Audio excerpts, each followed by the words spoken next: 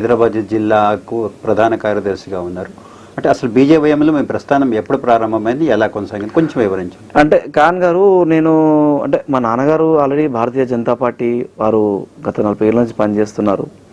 So నేను చదువుకునే సమయంలో కూడా నాకు కిషన్ రెడ్డి గారు అనేక సార్లు నన్ను మంచి చురుగ్గా ఉంటావు, నువ్వు మంచిగా హార్డ్ వర్కరు, సోషల్ వర్కర్ అని చెప్పేసి, నేను డిగ్రీ ఇంటర్ చేసే సమయంలోనే నువ్వు పార్టీలో ఫుల్ టైం వర్క్ ఇవ్వాలి, చదువుకుంటూ టైం ఇవ్వాలని చెప్పేసి చాలా ఒత్తిడి పెట్టడంతో నేను మా ఫాదర్ నన్ను పంపించకపోతుండే అప్పుడు. ఎందుకంటే ఈ రోజుల్లో చదువు ఉంటేనే మనకు సమాజం గుర్తిస్తుంది, చదువు లేకుండా ఏం గుర్తించని చెప్పేసి మా నాన్నగారు ఎంబీఏ అయిన వరకు కూడా నన్ను ఫుల్ టైం పాలిటిక్స్కి పోనీయలేరు.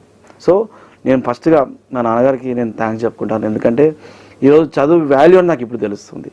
అప్పుడు చదువు అదే టైంలో నేను రాజకీయం వెళ్ళుంటే చదువు అనేది కొంచెం నేను అంటే పోతుండే వచ్చు, బట్ చదువు అనేది కొంచెం బ్యాక్ స్టెప్ వేస్తుండేను. కాబట్టి ఈరోజు ఎంబీఏ వరకు ఇక్కడ ఇంట్రొడ్యూషన్ చేసుకున్నా కానీ నేను సో యశ్వంత్, నేను బీజేవైఎం ప్రధాన కార్యదర్శి ఎంబీఏ అంటే పై స్థాయి నాయకులు కూడా నువ్వు ఎంబీఏ చదువుకున్నావా అంటారు. అంటే పొలిటీషియన్ అనేది అంటే చదువుకున్న వాళ్ళు తక్కువ ఉంటారు అనేది ఒక అపోహం అండి బాగా కూడా. బట్ నాలాంటి వాళ్ళ ద్వారా కానీ ఎంబీఏ చదువుకున్నా కానీ ఈరోజు రాజకీయంలో రాణిస్తున్నాం, ఉండగలుగుతున్నాం అంటే that is called Bharatiya Janata party అని నేను అనుకుంటాను.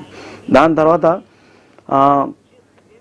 నేను 2018లో అప్పుడు నేను భారతీయ జనతా యువమోర్చా హైదరాబాద్ స్పోర్ట్స్ కన్వీనర్గా ఉన్నానండి. అప్పుడు నేను మా అధ్యక్షులు వినయ్ గారు యువజన విభాగం అధ్యక్షులు ఉంటుండే, అలాగే విక్రమ్ రెడ్డి గారు మాకు రాష్ట్ర అధ్యక్షులు ఉంటుండే.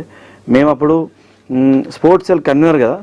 అప్పుడు December 1st అటల్ బిహారీ వాజ్పేయి గారి పుట్టినరోజు ఉంటుండే.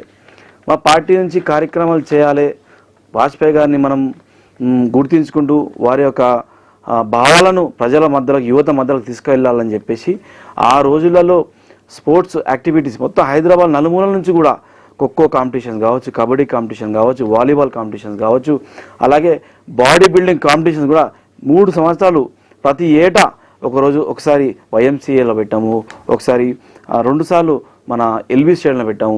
చాలా ఆదరణ వచ్చిందండి. అప్పుడు మా వినయ్ గారు అధ్యక్షుడు ఉండే.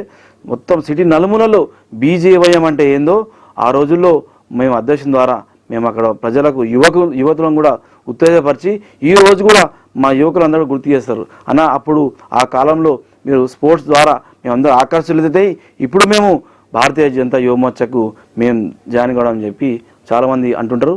నేను చాలా కూడా సంతోషపడుతుంటాను. దాని తర్వాత అదైన తర్వాత మళ్ళీ కూడా ఇక్కడ హైదరాబాద్ సెంట్రల్ జిల్లా అనేసి జిల్లాలు కొంచెం ఏర్పడడం జరిగింది. అప్పుడు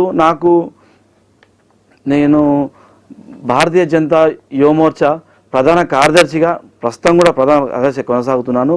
అందులో భాగంగా కూడా అనేక ఉద్యమాలు అంటే టీఎస్పీఎస్ ముట్టడి కావచ్చు, నిరుద్యోగుల వృద్ధి ఇవ్వాలని చెప్పేసి కేసీఆర్ అప్పుడు హామీ ఇవ్వడంతో కలెక్టరేట్ ముట్టడి కావచ్చు, అనేక యువకుల గురించి ఏ చిన్న సమస్య వచ్చినా కానీ మా టీం జట్టు కలిపి మేము ఉద్యమాల్లో చురుగ్గా పాల్గొని ఈరోజు భారతీయ జనతా పార్టీని గెలిపించే వరకు కూడా మేము నిద్రపోమని చెప్పేసి ఆ దిశగా మేము పనిచేస్తున్నాం ఇక్కడ మేము.